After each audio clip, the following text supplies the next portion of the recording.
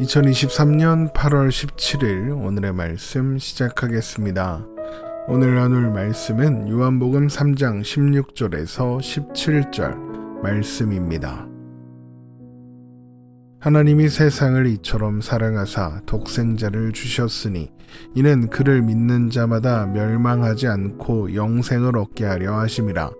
하나님이 그 아들을 세상에 보내신 것은 세상을 심판하려 하심이 아니요 그로 말미암아 세상이 구원을 받게 하려 하심이라.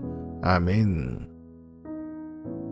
거듭남이 사람의 뜻에 달려있지 않고 하나님께 달려있다는 예수님의 말씀을 이해하지 못하는 니고데모에게 예수님은 모세가 광야에서 뱀을 든 것 같이 인자도 들려야 한다고 말씀하셨습니다.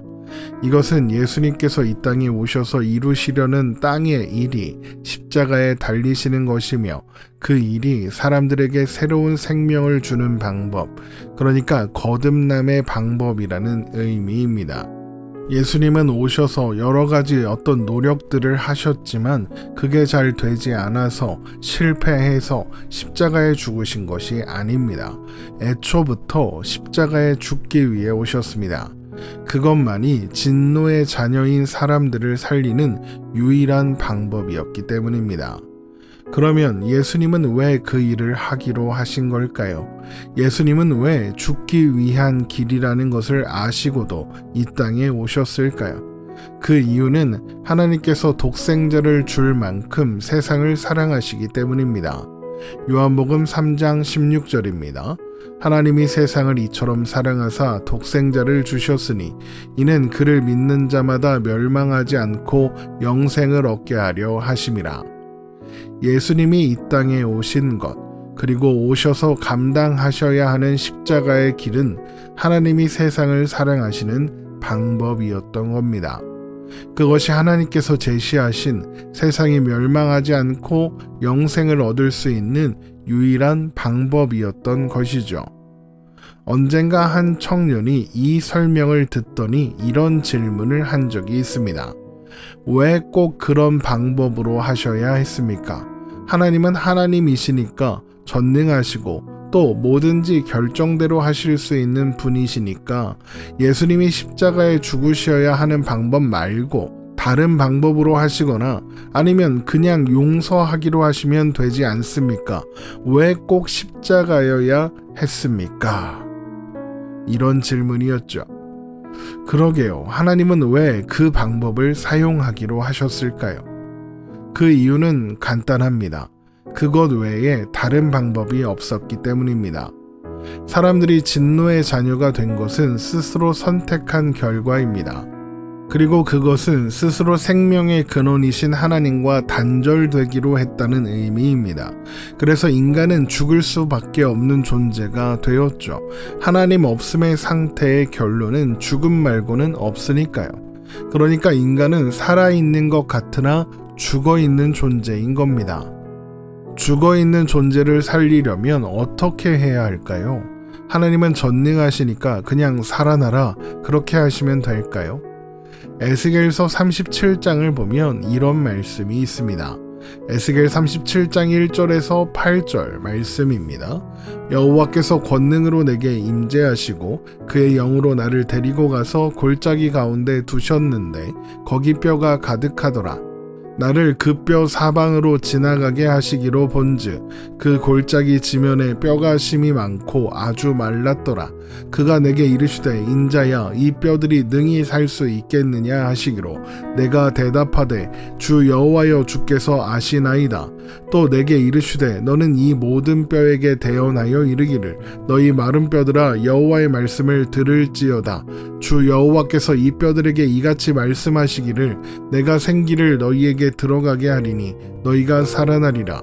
너희 위에 힘줄을 두고 살을 입히고 가죽으로 덮고 너희 속에 생기를 넣으리니 너희가 살아나리라. 또 내가 여호와인 줄 너희가 알리라 하셨다 하라. 이에 내가 명령을 따라 대언하니 대언할 때에 소리가 나고 움직이며 이 뼈 저 뼈가 들어맞아 뼈들이 서로 연결되더라. 내가 또 보니 그 뼈에 힘줄이 생기고 살이 오르며 그 위에 가죽이 덮이나 그 속에 생기는 없더라.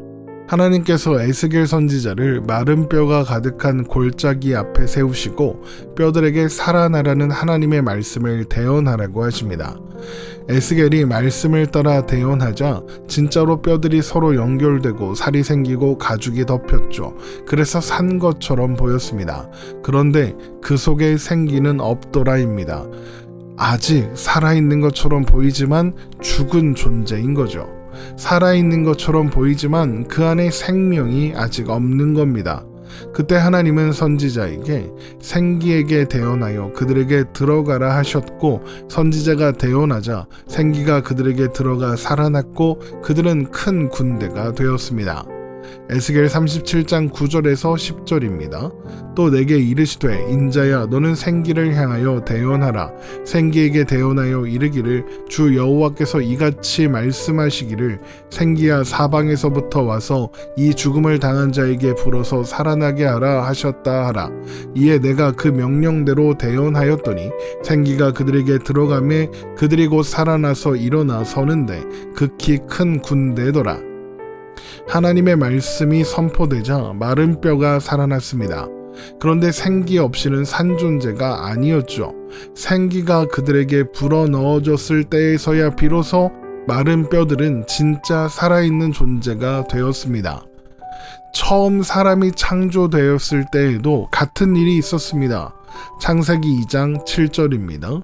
여호와 하나님이 땅의 흙으로 사람을 지으시고 생기를 그 코에 불어 넣으시니 사람이 생명이 되니라.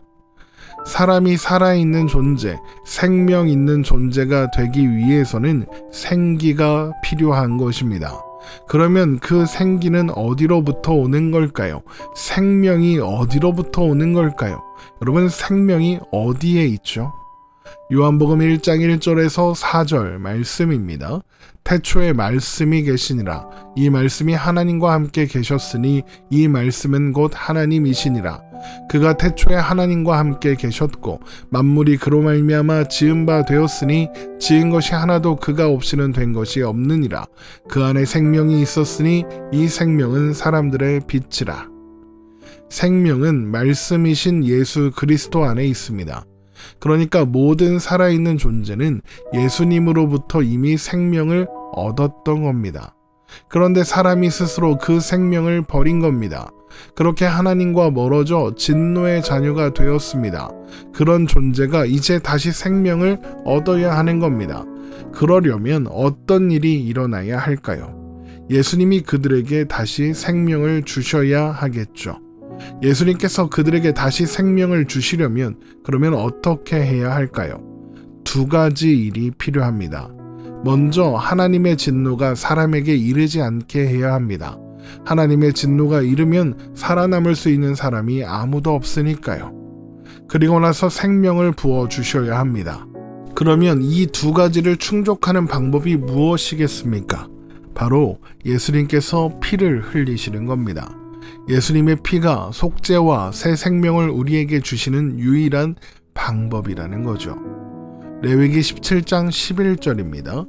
육체의 생명은 피에 있음이라. 내가 이 피를 너희에게 주어 제단에 뿌려 너희의 생명을 위하여 속죄하게 하였나니 생명이 피에 있으므로 피가 죄를 속하느니라. 그래서 하나님은 생명의 근원인 독생자를 세상에 보내기로 하신 겁니다. 하나님께서 사랑하시는 세상이 하나님의 심판을 받아 멸망하지 않고 구원을 받게 하시려고요. 요한복음 3장 17절입니다. 하나님이 그 아들을 세상에 보내신 것은 세상을 심판하려 하심이 아니요 그로 말미암아 세상이 구원을 받게 하려 하심이라. 예수님이 세상에 오시고 십자가에 죽으시는 그 방법 말고는 다른 방법이 없었다는 겁니다. 그래서 하나님은 기꺼이 독생하신 아들 예수 그리스도를 우리에게 주셨습니다. 우리를 살리시기 위해서 하나님은 자신의 모든 방법을 총동원하신 겁니다. 그렇게 하신 이유는 단 한 가지죠. 우리를 향한 하나님의 사랑 때문이었습니다. 우리는 하나님께서 모든 것을 포기하시면서까지 사랑하신 존재입니다. 그리고 그렇게 시작된 하나님의 사랑은 여전히 멈추지 않고 우리의 삶을 가득 채우고 있습니다. 우리가 얼마나 크고 놀라운 사랑을 받았는지 기억하며 우리에게 주어진 오늘을 조금 더 가치 있게, 조금 더 귀하게, 조금 더 용기를 내어 살아갈 수 있기를 소망합니다. 오늘 말씀 이렇게 마치겠습니다. 오늘도 복된 하루 되시기를 주님의 이름으로 축원합니다.